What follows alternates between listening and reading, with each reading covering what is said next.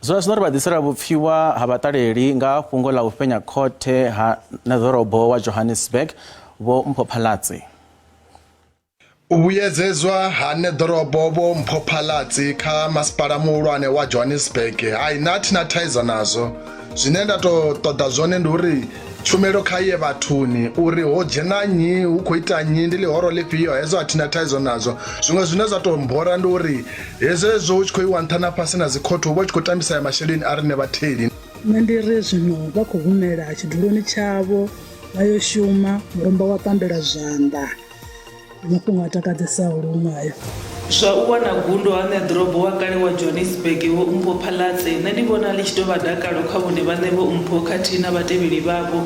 Izwi zwi amba uri Vho Mphophalatsi vha tea u vhedzedzwa tshiduloni tshavho sa neḓorobo uri vha shumile lushaka. Kho vhona zwi tshi tou vha gundo kha ḽihoro ḽa DA zwine zwi tou sumbedza uri khotho dza fhano Afrika Tshipembe a dzi vhoni zwithu nga nḓila ya u fana. Fhedzi ndi vhona ḽihoro ḽa ANC ḽi si nga dzule ḽa peta zwanḓa ḽi ḓo dovha ḽa isa uyu mulandu khothe.